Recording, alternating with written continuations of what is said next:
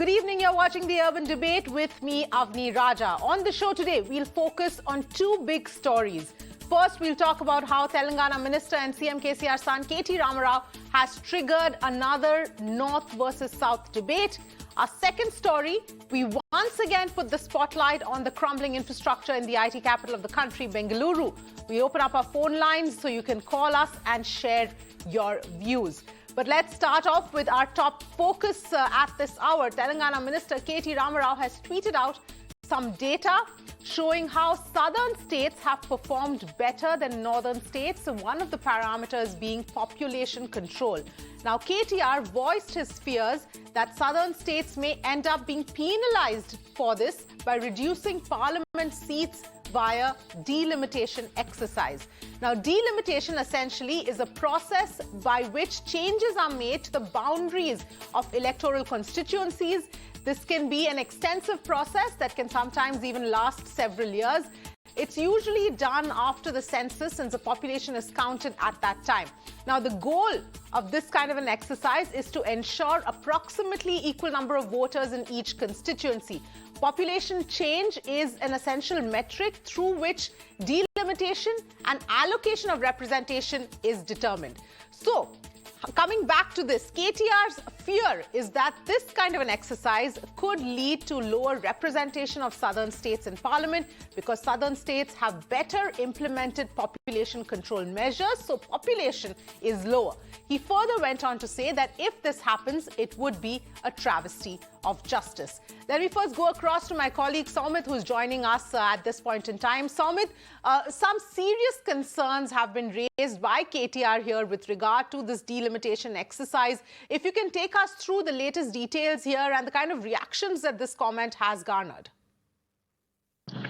Now KTR has come out, but earlier Chief Minister KCR has also several times, internal, there were talks between the state and the central government while pertaining to the delimitation. However, mainly to ensure that the constituencies might increase because the population, we can see compared to the last census when it has happened, it was due this time and if we compare it, the population has increased, and several times they even tried to actually increase the constituencies. Already decentralization has been done in this state, and after the bifurcation of Telangana and Andhra, the assembly constituencies here in Telangana and there in Andhra Pradesh has divided, and even the parliament constituencies have divided. So several times they have raised this matter, and now KTR has come out clearly and stated that, he has actually, I would like to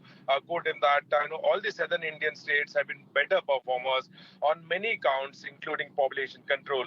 And from what I'm hearing, quote, we may be penalized for the same by way of parliament seats in delimitation. If it does happen, it will be a travesty of justice. So, that is what KTR unquote. So KTR has stated exactly. And mainly, it was actually thinking, and it was the actually, thought of the government that, it might increase. But now, he's entered out that, the central shouldn't decrease the seats or, any poke into the matter. That's what, he actually hinted out at. And, obviously, they were raising concerns in several matters, and now even delimitation matter, the state is hitting out at the center. All right, Soumit, thank you so much for joining us and breaking that down for us. But let's bring in a little more perspective here.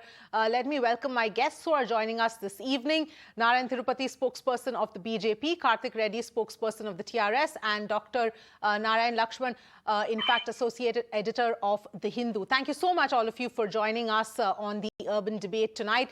Let me start off with you, Mr. Reddy, in terms of if you would like to just elaborate a little bit on what KTR has said, on the fears that he has voiced out. What is it that's most concerning about this kind of a delimitation exercise, which, let's face it, is something that perhaps needs to be done every now and then?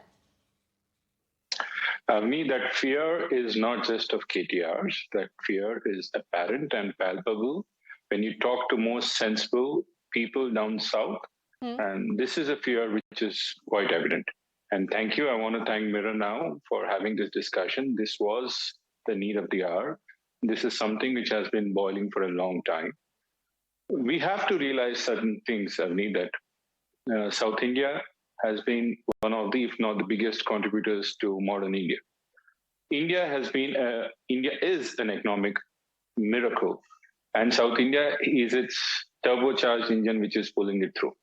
And there's a certain facts even nobody can deny that the South India's population is less than 20% to that of the nation, whereas we contribute more than 35% to the tax pool of the country. The landmass of South India is around 1/4, whereas we contribute 1/3 to the GDP of this country. The FDI, which is usually a parameter to define which state is doing good, and we proudly, let me tell you, that more than 40 to 45% of FDI on average every year comes into South India. And these are certain parameters, these are certain facts and data that nobody can deny. And today, the issue of delimitation has not been new. Last 75 years, the political representation of South India has been anything but abysmal. The reason I say this is, out of the 75 years, there was only a period of 6 or 6.5 years where this country was led by a South Indian. Narayanan Rao for a good 5 years, and then Deve Gowda for a partly few months. So there is a sense of, a sense of not being represented from the South politically. So our leader, KTR, stating that the process of delimitation should be looked at, should be rethought for. We are not asking for delimitation to be stopped. The process of delimitation should not be done on the basis of population. Well, let's get this very clear. South cannot be penalized on the lines of population control.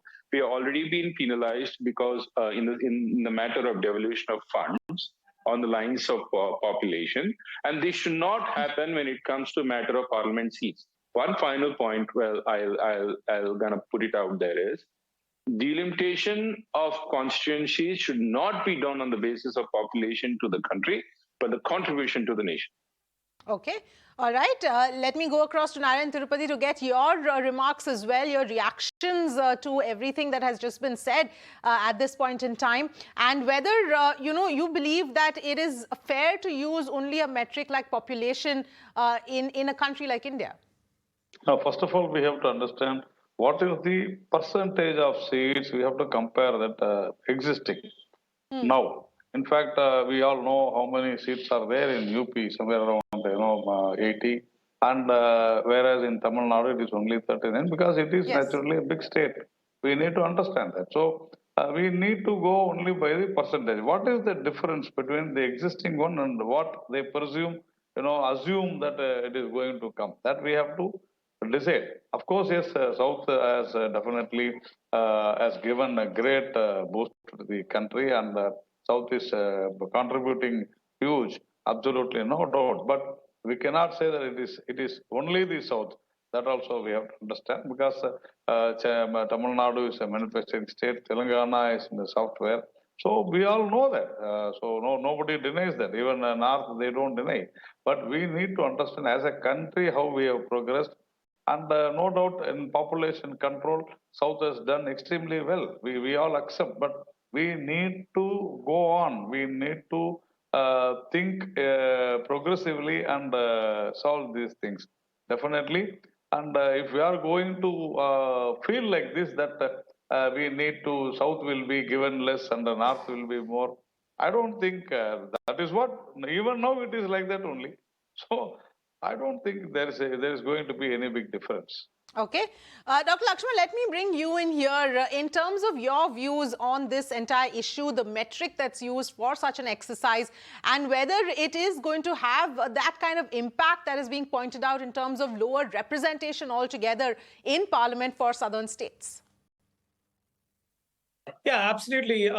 See, I think this is a subject that's hardly new. I mean, we are looking at it freshly in the world of news now, but it has been happening for a while. And I just wanted to show your audience, there's a book here called The North-South Divide Paradox in India. Okay. So this is a scholarly book that came out in 2015, looking at longitudinal data from the even 1940s until now, and they found that taking the South as a whole and the North as a whole, while the two regions differed only by about 39% in terms of per capita income from 1960 for about 40 years, now it has widened to 101%. That is by the amount by which the South exceeds the North. And so I think the point actually Mr. Narayanan Thirupati did allude to is that as you see such rapid economic development and poverty alleviation happening at the same time, you do see that moderating effect in population growth. So really the question is, does the way the rules are set up for delimitation, the factors that they take into account when allocating number of parliamentary seats to states, do they want to punish good performers, or do they want to reward them, or do they want to find a balance between the states that are falling behind, which are many of which are in the north, and try and bring them up to a sort of a median point while not curtailing the southern states or the better performers from doing what they do as a result of very deep socio-economic processes. So they've got the right governments in place, they have the right governance in place, they've engaged the private sector very effectively to bring in investment. They've engaged with other nations as well. Investment is coming from abroad. So why should all of these things be stained? Why should they be seen as a negative mark? So I think what this debate on delimitation tells me is that the formulaic approach, the blueprint, one-fits-all approach needs to be revised. That, if you ask me, is the bottom line here, because you need to unshackle the southern states and not punish them for the slower growth of population that they see as a result of economic development. At the same time, it doesn't mean that you abandon the northern states and you completely, you hold them back by representing them less in government. You find a way to balance that out because their development needs are more.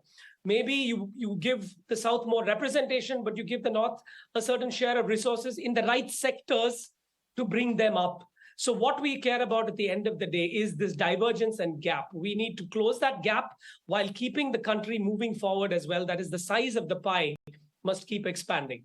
Yes, and that's a very important statistic you pointed out in terms of the pie as far as per capita income is concerned between the north and south and how it's changed dramatically. But on that point that you spoke about, Dr. Lakshman, in terms of, ensuring that representation doesn't get diluted and the scenario where the northern states are also pulled up in terms of, in a lot of the other metrics. But in the meanwhile, what are these steps that need to be taken to ensure that equal representation? What are these metrics that need to be taken? And is it something that you think is actually going to happen? And, the political will to actually get into this in that depth and in that detail for such an exercise to be carried out?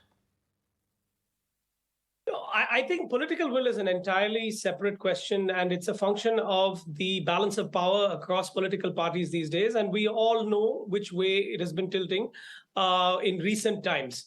So I think that the challenge is going to be that the BJP has fundamentally deepened its grip across the north, but has found the southern states resistant to its brand of politics, to saffron politics.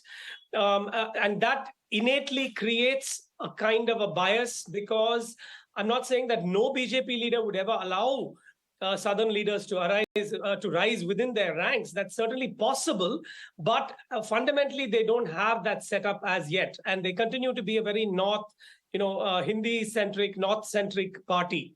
So I think the political will only come when there's a realization that the states which are pulling the entire, are not able to keep up with the other states. Those states are acting as a drag on the very economic growth of the entire country. And if the BJP or whichever party is in power in Delhi wants to represent the entire country's interest, it has to give the South some weight. It has to allow the southern leaders to come up so that they feel their parties have representation and their people have representation in the central government. And at the same time, it has to, as I said, allocate resources in an intelligent way, sector by sector, investment in infrastructure and areas of like public education and healthcare, human capital sectors, which are direly lacking in the northern states. You have to build those states up in that way. So I think political will actually, Avni, you hit the nail on the head. That is where the real stumbling block is today, and our leaders should be doing much better. Yes, I absolutely agree with you, Mr. Thirupati. If you would like to come in there, because obviously this is a situation where there is an issue here. It's not a new point. It's being spoken about today because it was brought up once again by KTR. But this is a situation where it needs to be rethought out. Do you believe that it does need a rethink on this? And how then would you then look at states which have taken steps in family planning are represented adequately? See, first of all, I don't think we should bring politics here. Mr. Narayan Lakshman, as usual, in his own style, he was saying that this saffron politics and all those things. But even I can say that people who want to do green politics, people who want to do white politics, see, all those political dialogues, even I can speak. But that is not the thing. See, we have around 130 seats in South India. We have around 117 in East. So everything is what we have now is definitely it is there. Then now you can't say that because UP is a bigger state, it has got 80. Tamil Nadu has got only half of that.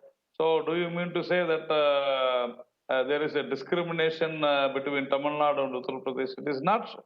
So we need to accept, we need to understand how India will get forward. And if you are going to talk about Mr. Thirupati, you're missing the point here. The question is whether it is fair to exercise this kind of a metric on states which have successfully implemented family planning measures, where you have seen the population not increasing at the same pace as certain northern states, and which end up getting more representation on that basis. See, first of all, we have to understand only because of the the discipline, only because of the success rate in the south. South has developed very well than north. We have to understand that. So we need to develop, we need to teach, we need to make them understand that you have to do like this. So you can't do politics here saying that you cannot divide like this and divide like that. You have to give example of South But this India. is not politics. This is a very relevant question because the southern states are going to end up losing representation. So it's a fair question that whether it is the only way to use metric. Mr. Reddy. No, we never divide India into southern states, northern states, western states. May I come in here? Yes, Mr. Reddy, please go ahead. The thing is here, it is just not the matter of representation here. You need to understand very clearly. Population, whatever central has to, let's say they have to devolve certain funds, it is done on the basis of population. Whether it's done on the basis of delimitation, they are done on the basis of population. Today, just because South India has been disciplined from the go, we cannot be penalized. Today, the presidential college, which decides how the president is elected to her office or his office, was decided in the year 1971 on the basis of population. And for last 50 years, the presidential college has not been changed. And this gives a huge advantage to the northern states, which had larger population then and more seats even then. So it is an undue advantage for the northern states, just not representation. The government of Telangana gets back 42 paisa per 100 rupees in matter of devolution. The Andhra Pradesh state gets back 47. So Kerala gets back 25. So this is devolution of funds is done on the basis of population. Even on the 14 or 15 finance. Yes, sir, it is done on the basis of population. No, it is not. You can check your facts. Please, you check your facts. It is done. The Finance Commission decides on the lines of population. So this is completely not true. Population should not be a parameter to decide anything from in the modern India. Okay, Mr. Thirupati, you wanted to respond to that. Please go ahead. See, manufacturing states get tax to their level because manufacturing states have GST, whereas agriculture states, poor states, they don't have a tax. So we need to give them. So you mean to say that you produce a car How worth many 10 years, lakhs sir? and pay 1 lakh, and the same 10 lakh worth of rice wheat they produce, they don't levy any tax on that. So obviously the devolution goes like that. It is not only on population, it is on everything. The 15th Finance Commission has cleared so many things, including forest cover, including population control, everything. So please don't say that it is only on population control. So we have to, definitely, I do understand that yes, South has contributed heavily. It has followed whatever the country said, whereas compared to the other states. But we need to understand that we are not, dividing South, West, North, and all those things. So we are states. We have to understand that these states, whatever is happening now, I cannot say that I have a state, I have only 39. How can UP have 80? It is not possible at all. I don't think it is possible. Okay. All right. Dr. Lakshman, coming back to you here, in terms of, in the interim period, if something was to be done on an immediate basis, a fairer model, what would you suggest, or what would possibly be a fairer model that one could look at? Look, I think we have to look at the specific nature of all the divergences that we've seen in the various metrics that you mentioned, Avni, which is very important. So among them, firstly, you have the more obvious ones, which is economic growth. But then you have important ones is economic development, which relate to human development index. So I talked about education before. I talked about the public health system, which has gained even more importance in the pandemic, and questions of having health insurance and biosecurity. All these things matter.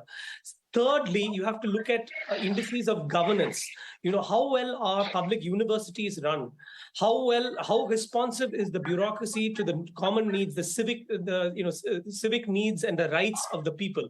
So there are many big buckets like this into which you can divide these indicators, and the ideal formula should have not only, it can have population. I'm not saying throw population out. So Mr. Narayanan Thirupati likes to challenge me on these channels as a political voice, but I'm not. I'm trying to speak for it more from media or journalist or even an academic voice, and that is to have a balance between population and all of these other indices. There is a statistical method called weighting. You can have a weighted average. You can have a formula for weighted average of these indices. Right now, it is very lopsidedly determined only by population, or largely by population. There are a few other factors.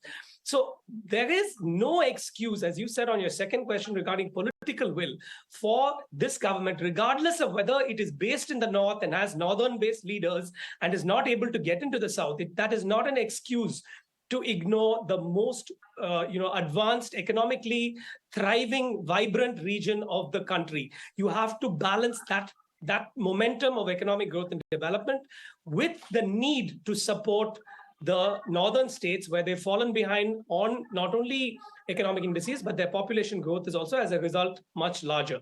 So these things, there is a way out. It's a question of, will the politicians and people in government get their act together and actually implement it? Right. Mr. Thirupati, is there any sort of discussion? Is there going to be any sort of movement on trying to reassess the process or the metrics that are used for this exercise whenever it does happen next? No, I think definitely all these parameters should be taken, and whatever the best should be done, it should be done. Because we know, as I rightly said, in North India, we've got around 150 to 170 parliamentary seats, and if you see that, if you are going to divide India, first of all, I don't understand why should we think of, saying that South India, North India, West India. It is not like that. We are not regions. We are states. So we have to think like that. Sir. So yeah, we have our own. I am a Tamilan, so I have my own identity. Yes, I have. But I can't say that I am a South Indian. I can't say, I am a North Indian and all those things. I am a Tamilan. Yes, I am. The same feeling exists across all party lines and regions. I belong to Tamil Nadu state. So now you say, then we will talk about districts also. So it doesn't work like that. All right, Mr. Reddy, yes, please go ahead. I'll give you the final word because I know you want to respond to that. I'm so glad our BJP representative had made it clear enough that we should not be dividing the nation on lines of geography. But I hope the similar feeling lies across all leaders, across all regions. The reason I say this, at the opening statement itself, I kind of mentioned, Avni, that Out of the last 75 years, the South representation in politics have been abysmal. The representation has been bad to worse. It's only a period of less than 6 or 7 years that the Prime Minister of this country has been from the South. We have discussed at the stretch in this debate that South is performing well because of our leaders, of our policies. I think it is about time that India also has a leader from the South. This is good for the country when a leader who is coming from progressive background, from a mindset which is a little different from what North Indians think. So it is better for whole of India for South to have better representation in the parliament. All right. On that note, I'd like to thank all of you for joining us on this debate and on this discussion. This is an important topic, but I do hope that when the time comes for this kind of a delimitation exercise, it is not, their political will is there and rationality and logic prevails over political feuds. On that note, let's slip into a very quick break. But on the other side, we'll come back and put the spotlight once again on the state of roads, the infrastructure crumbling in the city of Bengaluru.